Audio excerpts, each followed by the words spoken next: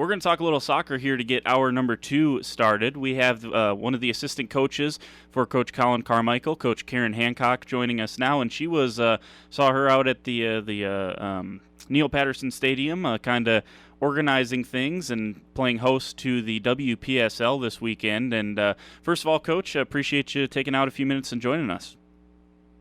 You bet. Happy to join you today. So, again, just how did this all, obviously Neal Patterson gets built, and it's a big, beautiful facility. And I'm sure you guys were proud to kind of show that off to the entire world a little bit through the WPSL. But how did that kind of come about with the WPSL, and is this a partnership that maybe we can expect to move forward in the future? Well, I hope so personally, but I don't make that final decision, is what I would say about that. But the reason we have a connection there is the current president of the WPSL League is an OSU alum. I was a graduate back in the 80s, and he was a club player for the men's team back in the day.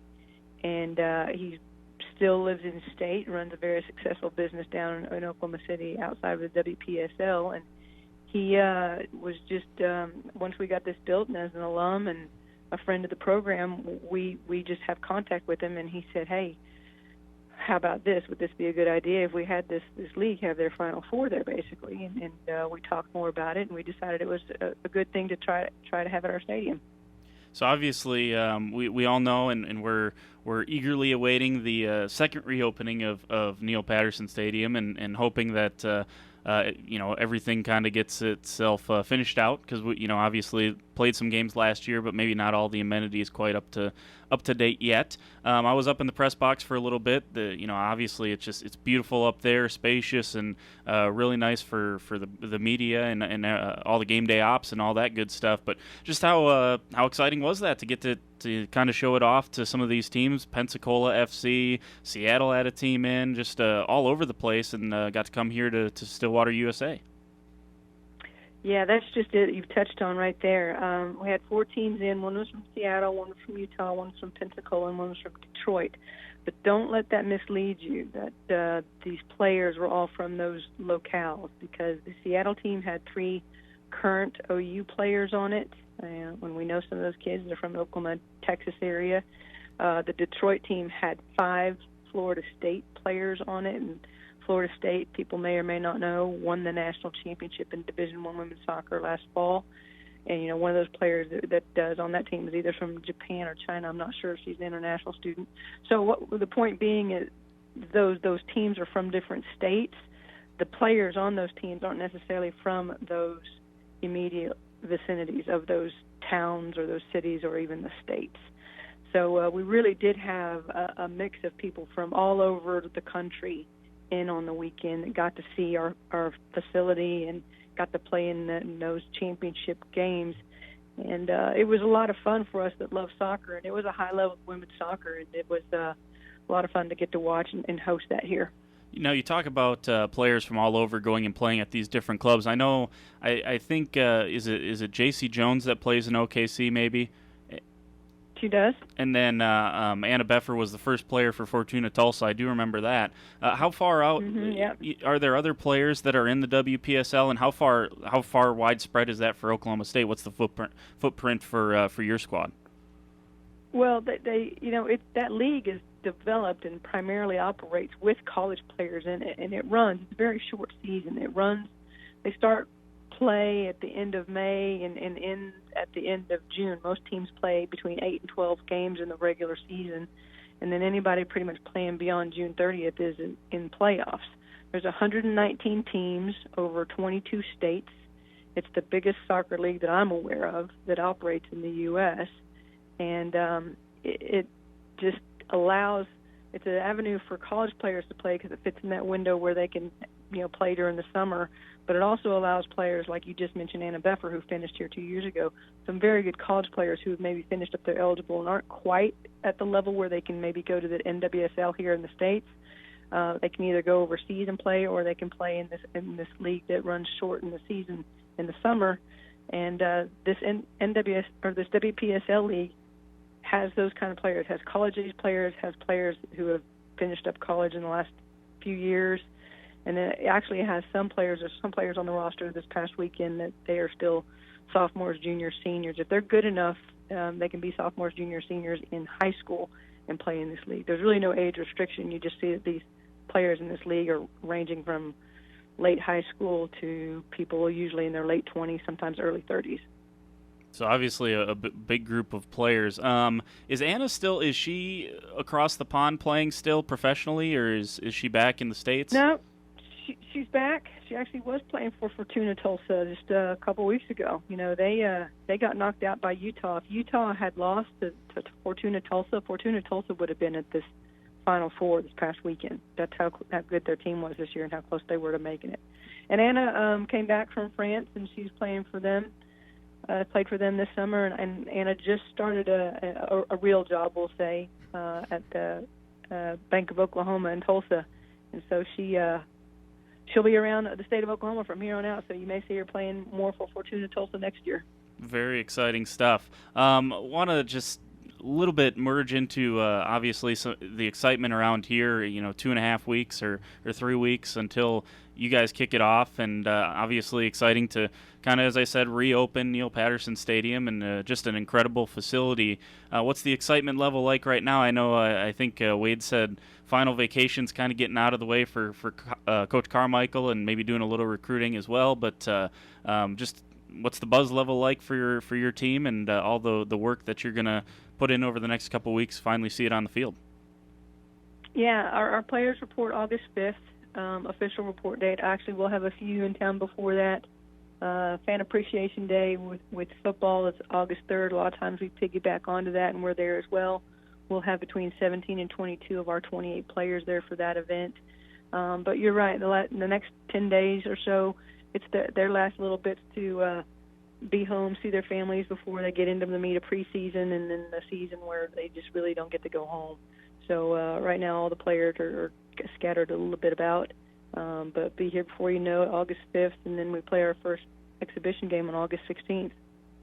Obviously, a lot of talk about soccer here in Stillwater, but obviously this was a year where it was on the world stage with the World Cup, and there was a Cowgirl connection. Obviously, she didn't get to play, but how special and how cool was that to see A.D. Franch getting that opportunity to compete on the world level in the World Cup and win a World Cup gold?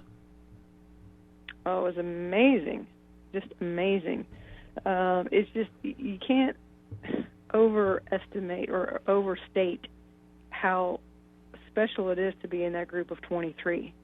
I mean, that is every young girl's dream to get to that level, and so few can make it. So few have the ability to get there and the breaks to get there. And AD, through all her years, literally years of hard work, finally cracked in there and got named to that World Cup squad. So, we've talked to her. We talked to her during the process and since she's been back, and it was just she just was so appreciative of having the opportunity to go be there and be a part of that, and she's just hopeful and that she'll be able to get invited back for the Olympic team, which Olympic year is next year, and then the World Cup again in another 4 years. 80 is the age where she should certainly still get some consideration to be on the team and maybe even move up in the pecking order.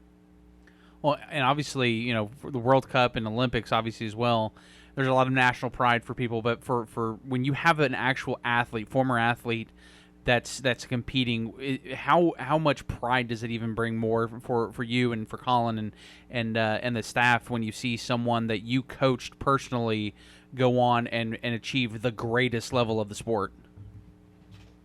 I mean, our buttons are bursting. We're so proud. I mean, you just can't express really how proud you are. It's just a really special thing, and there's not many people who can say they've coached kids who have gone on to a national team appearance at the World Cup. There's just not many coaches out there or programs that can say that. So it's quite special. It's quite special, and we've been just very fortunate to have her come through this program and been such a big part of our program and the success we had from 2009 to really 2011 when she was, on the team that really historically has done the best we've ever had here.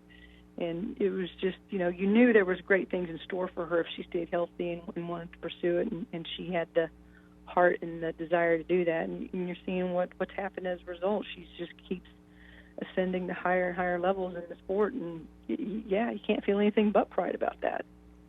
Coach, a couple more here from us. As you move toward this season, obviously last season was the kind of bit by the injury bug, just kind of really unlucky down the stretch there. What's the hunger over the off season? What have you seen from some of the returning players that get to come back, get another bite of the apple, if you will? What's that kind of motivation been like in the off season? Well, our returning players that went through that last year, they don't like to make excuses, and so they're not really okay with, well, we were injured and hurt, and that's why we didn't make the Big 12 tournament. It's been 13 years since we didn't qualify for the Big 12 tournament, and so it's left a pretty sour taste in their mouth. And I see how hard they're working right now, and I hear it amongst them. They certainly don't want a repeat of that. But as a coach, you kind of know that despite their best intentions, there are certain things that are out of their control. So, you just got to get into the season, take it day by day, week by week, and see how it goes. And injuries are a part of the game. And, historically, when we've been healthy, we've done pretty well. And in years where we've gotten banged up a little bit, it's been a bit more of a struggle, as we saw last year. So you're always just, every season's that way. I think every sport that has any kind of physicality to it is certainly that way, where, you're going to be dependent a little bit on maybe some luck, if you want to say, and just making sure you stay healthy. You bring in another class of recruits, another pretty highly ranked, crop of recruits, and you guys have done a great job of that, certainly over the last several years, and going back even, since the program's inception. It just seems like it always gets a little bit better, and you bring in another class. Where does obviously when someone gets hurt, that's when the next line kind of goes in, and you had some veterans that got hurt and some young players that maybe got more experience than maybe they otherwise would have. Can that kind of be a blessing as you head into this year, sort of? Well, you'd like it to be. I mean, that's the positive, right? If somebody gets injured and they can't play, somebody else steps up and gets some experience. So you're hopeful that experience pays off in the ensuing games, season next year, and which would be this year, and hopefully that'll be a little bit of a payoff for us. But all things considered, I think we'd still rather have our big horses, be healthy and able to go. I think anytime, in baseball, if you lose a starting pitcher, it's tough. In softball, Sure. You lose a starting pitcher, it's tough. In football, you lose a starting quarterback, it's tough. And you always want to say next man up, but in reality, everyone is aware. Everyone is aware of what you've lost. And anytime you have that loss, it's challenging. But like you said, it is an opportunity for that next guy, and you just hope that they're able to step in and get the job done. Well, Coach, really appreciate you taking out a few minutes here and joining us, and obviously just a really exciting weekend for Oklahoma State soccer and soccer fans in general in Stillwater and in the Stillwater area to come kind of witness what I thought was really, really good soccer played this weekend, and on a really cool stage and a facility that just looks amazing right now. So appreciate you joining us and talking about that for a little bit. Okay. Thank you so much, Jordan. Absolutely. So there you go. That was Coach Karen Hancock joining the program for just a little bit, and appreciate that. Taking some time out of her busy schedule, no doubt, as the season moves closer and they get ready for the soccer season.